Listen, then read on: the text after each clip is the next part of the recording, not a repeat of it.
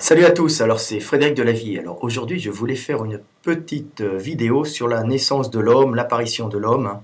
Quand est-ce qu'est apparu l'homme sur Terre, à quel moment on peut dire que l'homme est apparu, hein, à quel moment X, hein. Alors je voulais faire cette petite vidéo pour réconcilier la science, l'évolution et la religion, hein. Donc euh, c'est une petite vidéo, donc je vais expliquer un peu quand est-ce que l'homme est apparu sur Terre, hein, que les textes religieux pris à la lettre, des fois ne peuvent ne pas être compris, mais en fin de compte, ils en disent long avec le savoir de l'époque, hein, sur ce qu'est l'homme et sur l'apparition de l'homme sur Terre. Donc, les textes religieux ne sont pas si éloignés de la réalité scientifique, hein, je vais l'expliquer dans cette vidéo, et puis je vais l'expliquer en parlant justement de l'apparition de l'homme sur Terre, hein, d'Adam et Ève, hein, la symbolique d'Adam et Ève, et qu'est-ce qui fait l'homme, hein. Donc, en étudiant les textes religieux, on s'aperçoit souvent que bon, Dieu a fait l'homme à son image, hein. Donc, à son image, ça ne veut pas dire que Dieu, la puissance initiale, hein, euh, s'il y a un début, il n'y a pas de début, mais c'est des cycles, mais que Dieu l'unique, hein, Dieu l'unité, n'est pas si Dieu a fait l'homme à son image, si Dieu a fait l'homme à son image, il n'a pas fait quelqu'un avec comme lui avec deux bras. C'est pas Dieu n'a pas deux bras, une tête, un visage, des bras, des jambes. Ce n'est pas ça, c'est plutôt symbolique. C'est Dieu a fait l'homme à son image en tant qu'être conscient, hein, et en tant qu'être conscient et en tant qu'être qui peut parler avec des notions de temps, parce qu'on voit dans les Écritures, hein, c'est au commencement était le Verbe, hein. Donc le Verbe, ça veut dire c'est Dieu, c'est je suis, hein. C'est celui qui est, qui dit qu'il est, qui est conscient d'être, hein. C'est je suis, je serai. Donc à partir du moment où je suis, je serai, il entre dans le temps commence, et ce je suis, je serai, j'ai été, hein. C'est la flèche du temps. Donc sur ce, on peut se poser la question, quand est-ce qu'est apparu l'homme sur Terre? Alors, on parle de la création divine, l'homme a été créé, il n'est pas la source d'une évolution, certains religieux disent ça, c'est une création divine. Non, l'homme est la source d'une évolution, et l'évolution, hein, l'évolution, ce qu'on appelle l'évolution avec la sélection naturelle, la sélection des gènes les plus appropriés au milieu, hein, et ben donne à un certain moment l'homme, hein, l'homme qui était, qui est issu d'une longue évolution qui vient, on va dire, du Big Bang, hein, c'est explosion, ce que la science actuelle recherche. On recherche à donner des réponses à multiples questions. Donc, ce qu'on sait, c'est qu'on vient, la science, en étudiant la science, tous nos scientifiques étudient ça, essayent de trouver des causes aux effets. Donc, on vient visiblement, bien sûr, le monde n'est qu'une illusion, mais une illusion structurée. Donc, on vient visiblement d'une explosion initiale, donc où tout était comprimé dans une chose, de un, hein, ce qu'on peut appeler Dieu, hein, c'est le Big Bang, c'est toute l'énergie du monde qui est comprimée dans une chose.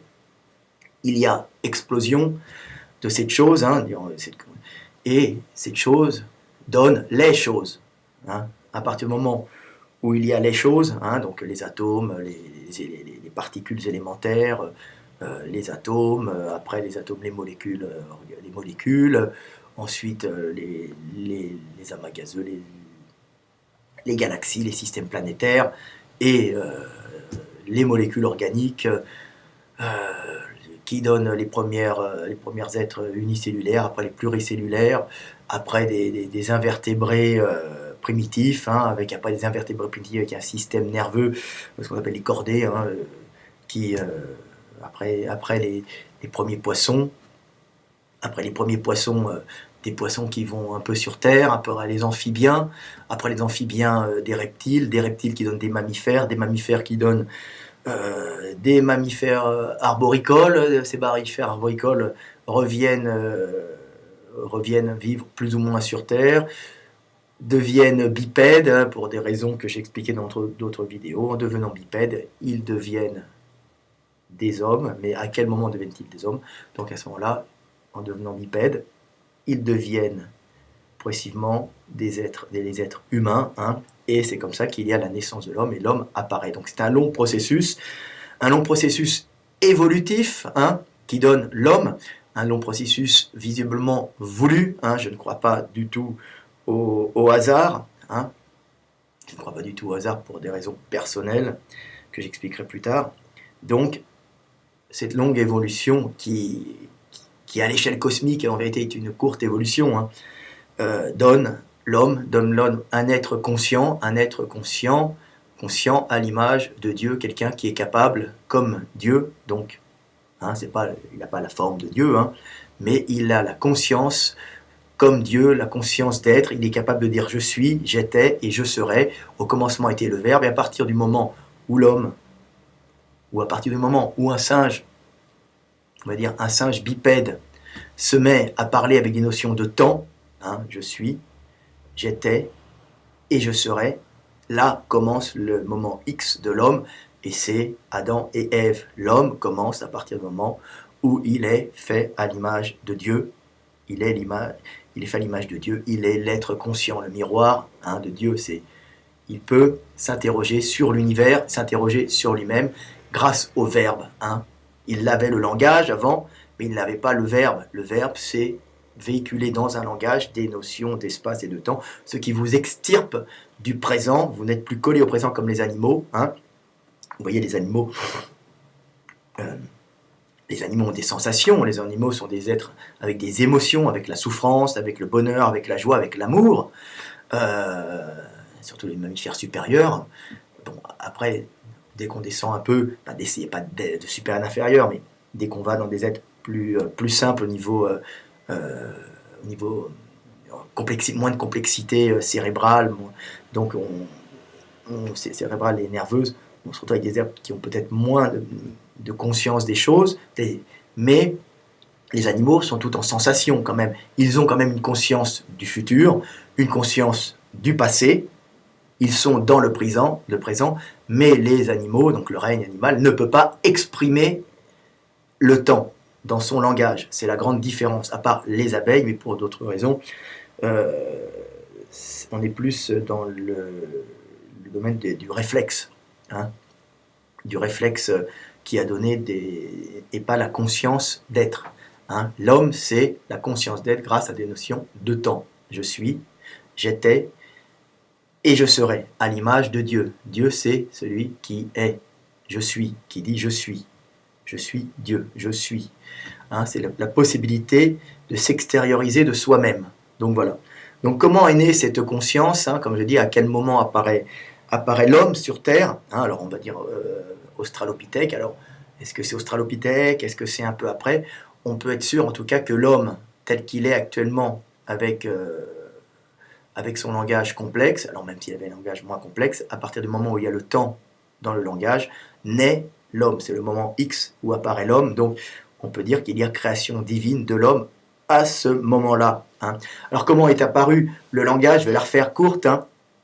On est à la base des petits mammifères, on passe dans les arbres, on devient ce qu'on appelle l'ordre des primates, hein. Donc, l'ordre des primates, il y a 6 millions d'années, on ressemblait à peu près, nous n'étions pas des hommes, hein. Il y a 6 millions d'années, donc l'homme ne descend pas du singe, hein. On ne peut pas dire que l'homme descend de l'homme. L'homme, c'est l'homme. Il avait un ancêtre qui a été le même que les ancêtres des singes actuels, hein. Donc, parce que les singes ont continué leur évolution, si vous voulez, hein. Ils n'ont pas le langage comme nous, mais on a un ancêtre commun. Donc, il y a à peu près 6 millions d'années, les chimpanzés et nous avions un ancêtre commun, hein. C'est à ce moment-là où la branche s'est déplacée, s'est séparée. D'un côté, les chimpanzés sont restés en forêt. De l'autre côté, l'homme est passé en savane. Disons, notre ancêtre est passé en savane. Donc, c'était visiblement un gros primate de la taille d'un chimpanzé, voire un petit peu plus gros, hein. Alors, j'explique pourquoi ça ne pouvait pas être un petit primate. Tout simplement pour la bonne raison que en étant dans les arbres, notre ancêtre était arboricole, hein. J'ai expliqué que tout ça a une grande relation avec le langage complexe, avec des notions d'espace et de temps, hein. Donc, on était un primate arboricole d'une certaine taille, hein, il y a un peu plus de 6 millions d'années.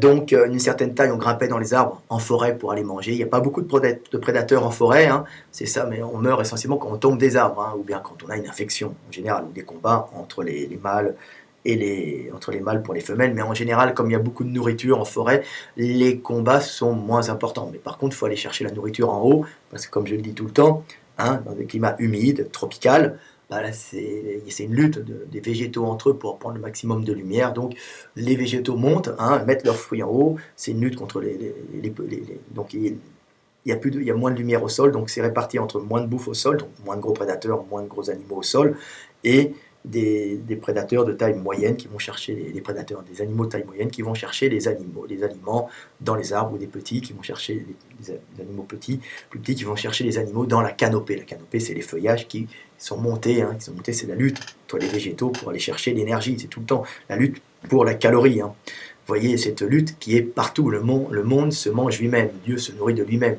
comme je dis tout le temps. Hein, manger, c'est mon corps, buvez, c'est mon sang. Tout est dit dans les textes religieux, dit avec des notions plus simples. Hein. Mais c'est ça, c'est Dieu se nourrit de lui-même, la nature se nourrit d'elle-même. Hein. On se mange nous-mêmes. Et on vit par nous-mêmes. Hein. C'est un cycle. Donc, on était dans les arbres. En étant dans les arbres, on était d'une certaine taille parce qu'il y avait beaucoup à manger. En étant d'une certaine taille, les chutes sont plus dangereuses. Donc, qu'est-ce qui se passe? On était arboricoles, hein. On grimpait avec nos mains. Hein. On passait moins de temps au sol. Quand on était au sol, on était à quatre pattes. Hein. Donc on avait des mains très particulières. Les petits primates, eux, ont des mains, quand ils partent au sol, ils marchent comme ça, hein, sur les mains, parce qu'ils ne sont pas assez lourds. Si vous voulez, ils grimpent facilement, ils n'ont pas besoin de grande force musculaire pour se maintenir, vu qu'ils ne sont pas très lourds avec l'inertie quand ils se baladent à pleine vitesse. Hein. L'inertie, l'énergie cinétique est moins importante sur un petit que sur un gros. Donc un gros, lui, il est obligé de compenser sa lourdeur par des systèmes d'accroche aux mains très particulières qu'avaient nos ancêtres et qui ont une influence énorme dans la façon de se relever après. C'est-à-dire que, comme je l'ai expliqué, ce qu'aucun chercheur n'a expliqué, hein, les gros singes, hein, ont les fléchisseurs des doigts, hein, très courts. Très courts pour quelle raison? C'est-à-dire que quand un singe, vous voyez, chimpanzé, il mange comme ça, ils mangent, ils ont les bras, ils peuvent, en fléchissant la main, tendre les mains et apporter la bouffe à la bouche, hein, ou se passer des objets. Mais dès qu'ils tendent la main, comme les fléchisseurs sont courts, les doigts se recroquevillent, hein, ces fléchisseurs des doigts qui sont là, hein, c'est les muscles qui fléchissent les doigts, sont dans vos avant-bras à cet endroit-là. Donc comme ils sont courts, quand ils tendent la main, ça se recroqueville, et ça évite les efforts musculaires. Hein, quand on s'accroche aux branches, on a donc des crochets, on tend la main et on a un crochet direct. Donc, par contre, quand on se déplace au sol, ça pose un problème, on ne peut plus se déplacer comme ça parce qu'on a les doigts qui gênent. Hein. C'est pour ça que si vous remarquez, nous, on vient d'un ancêtre qui marchait sur les phalanges, on n'a plus de poils ici, hein, au bout des doigts, hein, à part certains portugais.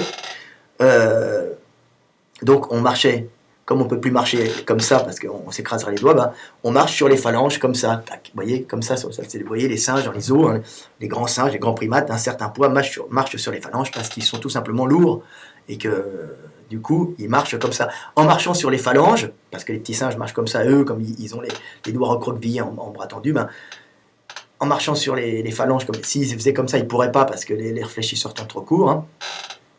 Donc en marchant sur les phalanges, ils sont comme ça, et du coup, ils sont à moitié redressés quand ils marchent. Être à moitié redressé, c'est un avantage, et quand à ce moment-là, quand ils sont au sol, le passage à la station bipède est facilité.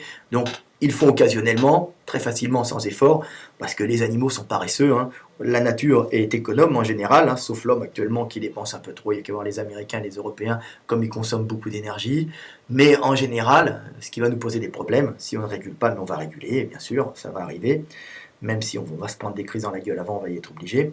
Donc, à partir du moment où nos ancêtres marchent quand ils sont en forêt, ils marchent sur la pointe, bon, c'est beaucoup plus facile ils marchent sur les phalanges, beaucoup plus facile de se redresser. Changement climatique ou passage en savane, pour des raisons multiples, hein, peut-être concurrence entre des groupes de singes, trop de singes d'un côté, on passe en savane, voire changement climatique, on passe en savane. À ce moment-là, on se redresse beaucoup plus facilement, on prend l'habitude de se redresser complètement, on n'a jamais marché fléchi comme on peut voir dans les livres, hein, c'est pas économique du tout, c'est où on marche complètement debout, où on marche à quatre pattes. Hein. on est quadrupède ou on est bipède. On n'est pas intermédiaire, genou fléchi, comme on voit dans les films. Ça n'existe pas, ce n'est pas économique. Donc il y a redressement total. Redressement total, c'est très facile, comme je l'ai expliqué. Ça se passe d'une façon très simple. Hein. Le squelette se déforme, il n'y a pas besoin de mutation pour ça. Hein. Le squelette se déforme, on tend les jambes, on peut marcher facilement, on voit venir les prédateurs. D'un autre côté, on est aussi une proie pour les prédateurs, mais comme on les voit de loin, c'est mieux. On est en groupe de mecs, on libère les mains, comme on est en savane. Hein. Les femelles restent près des arbres, comme je l'ai expliqué, parce qu'avec les petits, elles deviennent des proies potentielles. Donc c'est à ce moment-là qu'il y a le partage des tâches, qu'il y a une structure humaine sociale, hein, qui apparaît avec répartition des tâches hommes-femmes, hein, parce que les femmes deviennent des victimes avec leur bébé dans les bras, comme elles sont bipèdes.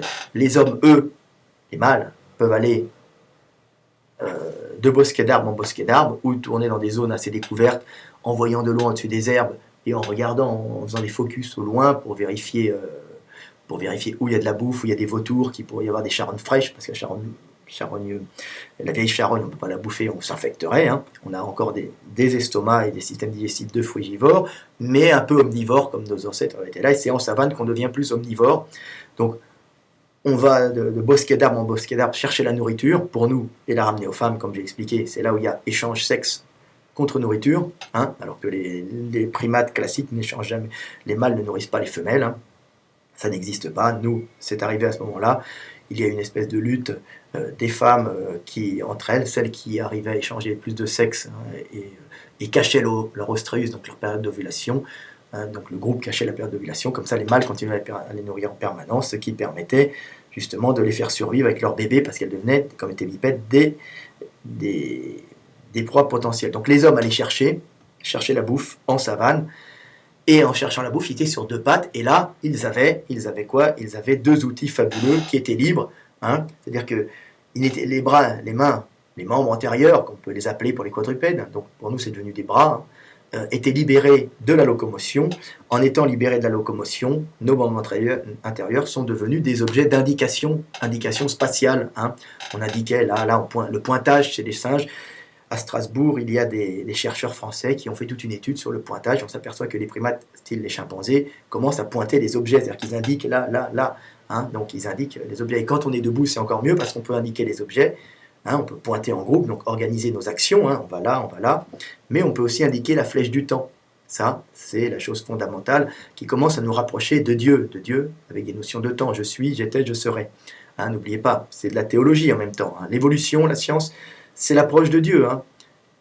Donc, nos ancêtres sont bipèdes, libérer les membres, ils pointent, ils montrent les objets, ils peuvent indiquer d'où ils viennent, où ils vont, et là commence le langage, comment ça s'est passé, une chose merveilleuse, très simple. Dieu est tout le temps très simple, hein. C'est du binaire Dieu, hein. C'est oui ou non, hein. C'est ça marche ou ça marche pas. Il ne faut pas chercher la complexité dans Dieu. Si le monde se complexifie, mais les règles, quand on passe aux causes ultimes, elles sont très très simples. Hein. Dieu, c'est la simplicité même. Le monde, c'est la complexité, mais lui, c'est la simplicité. Donc, quand nos ancêtres se déplaçaient, à ce moment-là, ils commencent à indiquer la flèche du temps. Ils montrent où ils vont, je vais. Ils montrent d'où ils viennent, je viens. Hein. Donc, ils montrent le passé, ils montrent le futur.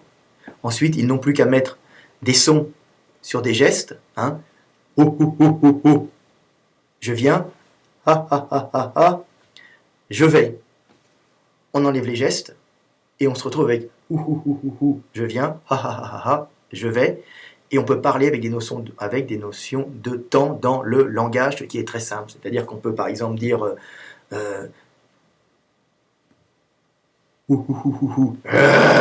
hein, ça veut dire il y avait un lion. Hein, donc il indique un lion dans le passé ou miam miam miam miam miam. Ça veut dire je vais manger. Vous comprenez? C'était très rudimentaire au départ. Mais ce saut dans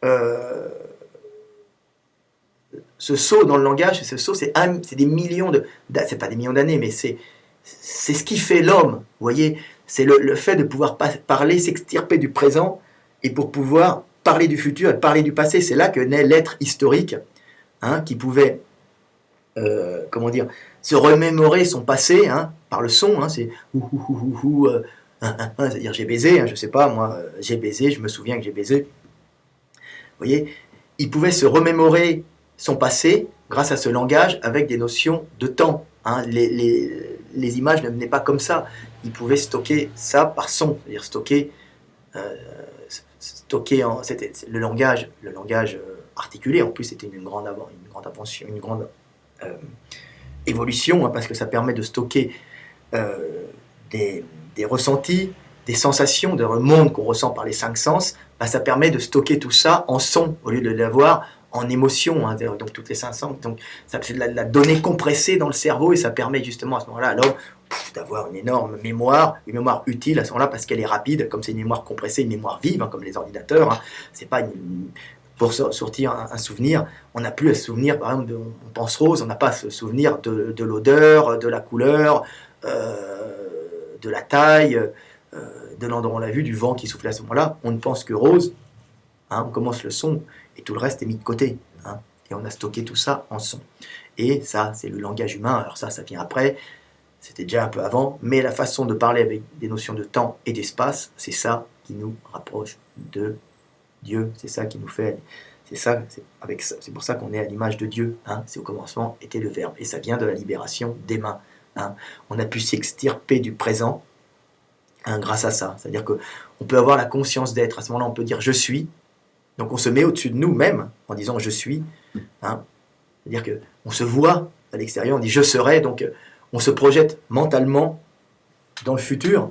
Hein, c'est-à-dire qu'on s'extirpe du présent dans lequel les animaux sont collés et par le langage parler aux autres ou par le langage penser dans notre tête, on peut rêver au futur ou parler du futur, donc s'extirper, se projeter par l'esprit dans le futur ou se projeter par l'esprit dans le passé, se remémorer les souvenirs, hein, penser à sa maman par le langage qui est plus simple à stocker, penser à son papa, penser à des ennemis, et tout ça, ça permet de consolider les connexions synaptiques du cerveau, hein, donc les redoubler, les retripler, les relancer, hein, et qu'elles ne disparaissent pas, que les pensées, que les souvenirs ne disparaissent pas dans les abysses de la mémoire pour finir par disparaître complètement. Donc le fait de pouvoir se remémorer par un langage avec des notions de temps, les souvenirs permet de les ancrer dans la mémoire, et c'est pour ça que notre espèce a une capacité cérébrale très importante parce qu'elle a comprimé tout ça en son, hein, en parole. Donc c'est à partir du moment où on a le langage et surtout ces notions de temps ces notions de temps qu'on est devenus les hommes, hein, les hommes à l'image de Dieu. Voilà, au commencement était le Verbe. Les textes le disent bien, les textes religieux le disent bien. Donc voilà sur la naissance de l'homme. J'espère que j'ai réconcilié les religieux, hein, et les scientifiques. Hein. Il n'y a pas l'un et l'autre. Il y a simplement, à l'époque, les religieux avaient une façon d'approcher le monde avec beaucoup moins de moyens. Hein. C'était des gens qui avaient, les prophètes, hein, par exemple, c'était des gens qui ne pouvaient aborder le monde qu'avec les connaissances limitées de l'époque. Hein. Donc, quand Moshe voit Dieu comme un brasier ardent, au fond de lui, en vérité, il voit la lumière, il voit l'explosion initiale du Big Bang, si vous voulez. C'est la lumière, mais comment il va expliquer cette explosion? Le terme explosion n'existe pas. Donc il dit brasier ardent. Les langages de l'époque, j'ai fait j'ai parlé un peu du langage pour que les gens comprennent que les textes religieux, si on les applique à la lettre, les paroles de l'époque avec les paroles de maintenant, c'est très dur à comprendre parce que le langage était beaucoup plus limité. Il n'y avait pas à l'époque de langage technique, le vocabulaire était beaucoup plus limité. C'est pas que les gens étaient plus bêtes, c'est qu'on avait beaucoup moins de langage technique puisque les technologies ont évolué avec l'humanité. L'humanité, c'est de la technologie aussi. Hein. C'est des vocabulaires complexes, hein, dus à notre apprentissage, à notre connaissance du monde. Donc on technifie, on rend beaucoup plus technique, on met des termes beaucoup plus techniques dans le langage. Le langage s'enrichit de termes. Mais à l'époque, comme le langage était beaucoup plus sobre en vocabulaire, ben les gens y compensaient cette sobriété en vocabulaire par une façon de jouer avec les mots pour créer, si vous voulez, des images mentales qui permettaient d'avoir des notions plus complexes sans pouvoir avoir un langage plus complexe qu'on n'avait pas. Le langage est plus complexe plus tard. Donc, vous voyez, par exemple, quand on dit l'aube, maintenant, à l'époque, il y a très longtemps, les hommes n'avaient pas ce mot, donc ils disaient avec le peu de mots qu'ils avaient, ils disaient par exemple l'heure où le coq chante, vous voyez, ça paraît, ou l'heure où le ciel s'embrase, vous voyez, il y a des façons de parler, donc c'était beaucoup plus poétique. On parlait en parabole, hein, comme dit Dieu, dans le Coran on dit Dieu s'exprime en parabole, parce qu'à l'époque, effectivement, Dieu s'exprime en parabole, parce que tout le monde ne maîtrise pas de langage technique, et quand les gens ont un langage simple, parce que ce ne sont pas des gens qui ont une grande culture technique, ou une grande éducation scolaire, hein, ça ne veut pas dire qu'ils soient plus bêtes, ils sont aussi intelligents, mais ils ont un vocabulaire moins riche, donc pour pouvoir parler aux hommes, à Dieu, les prophètes, ils s'expriment en parabole, et à l'époque la parabole était commune parce que le langage était moins technique, hein. Donc on s'exprime en parabole.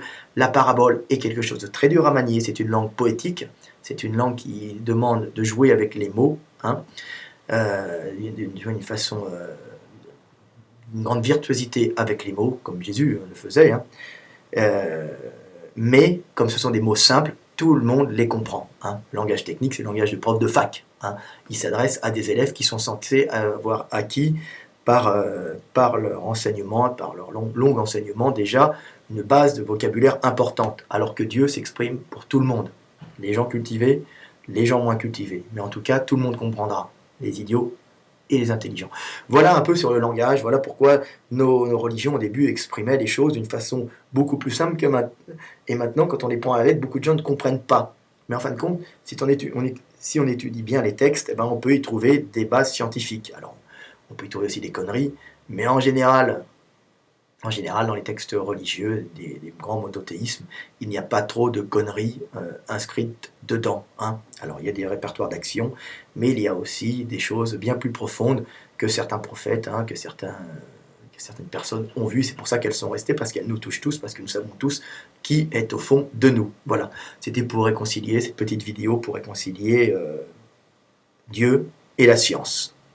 Voilà, hein. Et en fin de compte, les règles de ce monde, hein, donc les règles scientifiques, les règles que nos scientifiques essaient de trouver, les règles qui structurent notre monde, hein, donc les règles mathématiques, les règles physiques, les règles biologiques, hein, tout ça, c'est en fin de compte la structure du monde dans lequel l'esprit vit, hein, dans lequel l'esprit vient vivre la pluralité, hein. Ce sont des règles rigides, hein, ce sont les règles de Dieu, hein. Les règles que les scientifiques essaient de trouver. Donc c'est ça les règles de Dieu. Et qui dit que l'évolution, il n'y a pas d'évolution, que la sélection sexuelle ou la sélection naturelle, hein, entre guillemets, hein, Darwin, ça ne connaissait pas du tout les gènes. Il avait compris un système qui régit le monde. C'est pas un système qui est contre Dieu, c'est une des règles de Dieu, hein. C'est la sélection des êtres, des caractères les plus appropriés à un milieu changeant. Et c'est celui qui sera le mieux adapté à ce milieu qui aura le plus de chances de transmettre ses gènes, hein, ses gènes pour créer un individu viable, parce que tout est en évolution, le milieu aussi, un individu viable dans un milieu donné. Et il faut savoir que l'individu, c'est quoi? Ben, c'est le véhicule dans lequel l'esprit vient prendre vie, hein, vient vivre, hein, l'esprit divin, hein, c'est ce qu'on appelle l'esprit de Dieu qui vit en nous. Nous ne sommes pas Dieu, mais c'est lui qui vit en nous. Moi, je suis Frédéric Delavier, toi, t'es un tel, toi, t'es machin, mais en toi vient Dieu, donc respectons Dieu dans les autres.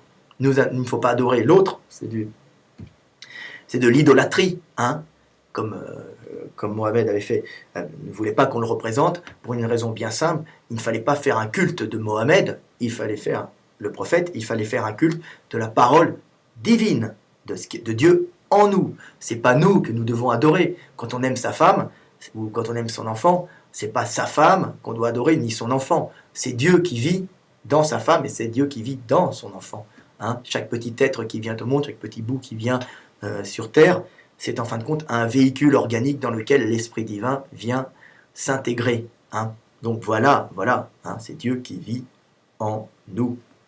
Donc,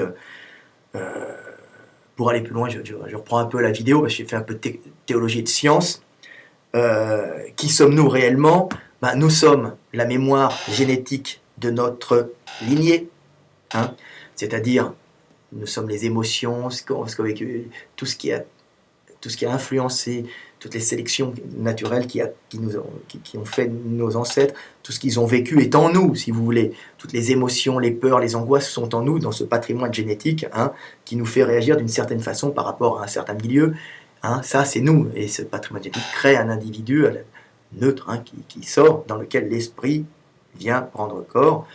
Mais nous sommes la mémoire génétique de notre lignée, plus notre éducation, ça veut dire notre confrontation au monde, les gens que nous rencontrons, l'éducation que nous recevons des parents, hein, notre confrontation au monde et aux éléments aussi, hein, les angoisses que nous avons par rapport au froid, au chaud, au traumatisme que nous avons eu. Tout ça vient d'une façon subtile influencer notre patrimoine génétique, ce qu'on appelle l'épigénétique. Hein. J'en reparlerai dans une autre vidéo, hein, parce que les gens croient que je ne connais pas le sujet, je connais très bien le sujet. Et dans cet être, nous sommes la mémoire génétique de notre lignée, plus notre éducation, et là-dedans vient l'esprit de Dieu. Hein. C'est ça qui fait l'expérience de la vie. Mais moi, je ne suis pas Dieu. Moi, je suis ces trois choses. Vous comprenez? Frédéric Delavier, c'est la mémoire génétique de son espèce, mon éducation, ma confrontation au monde, 2, et l'esprit qui vient en moi, la Trinité, si vous voulez. Hein, mais je ne suis pas Dieu. C'est Dieu qui vient en moi, mais moi, je ne suis pas Dieu. Moi, je suis Frédéric Delavier. Quand je mourrai, je mourrai. Mais Dieu reste en toutes choses. Voilà.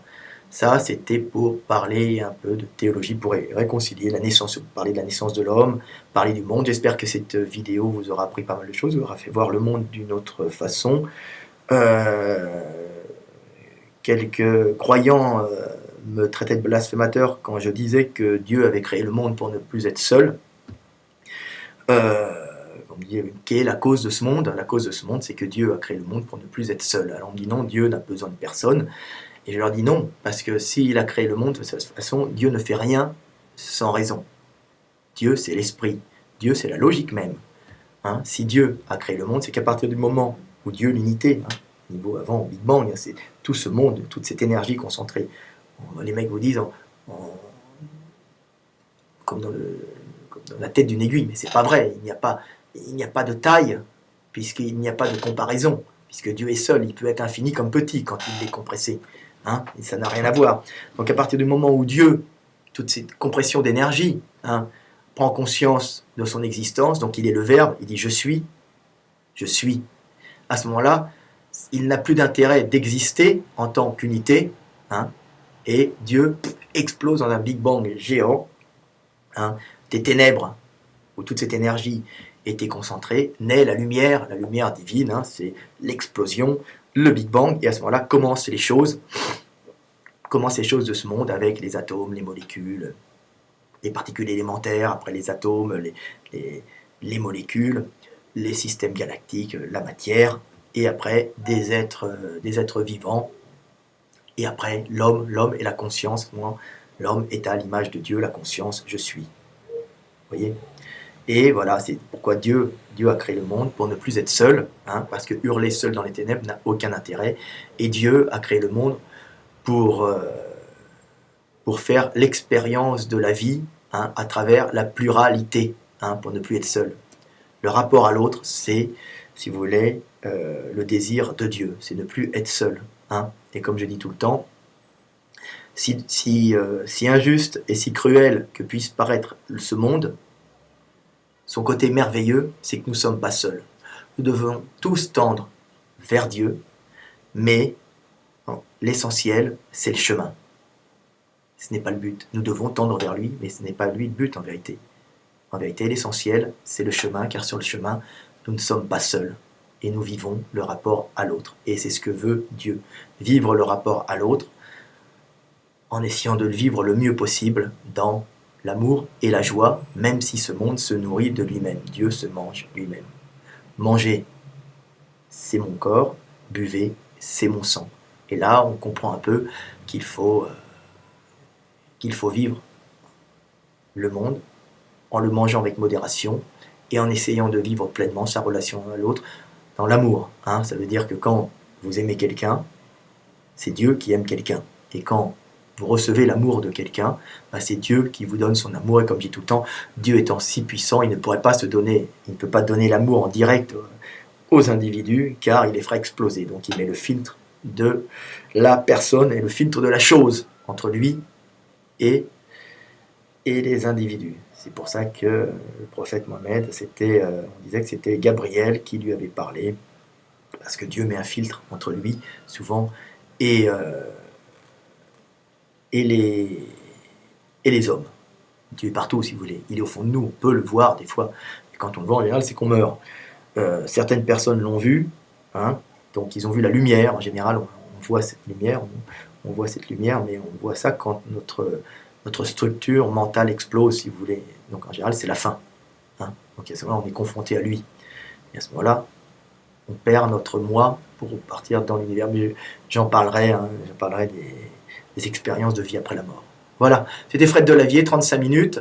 J'espère que vous avez appris des choses. Vous voyez, la science, on peut concilier la science et Dieu. On peut pas se foutre de ma gueule aussi, il n'y a pas de problème. Chacun poste comme il veut, mais je pense que cette vidéo vous aura enrichi. À bientôt, c'était Fred Delavier.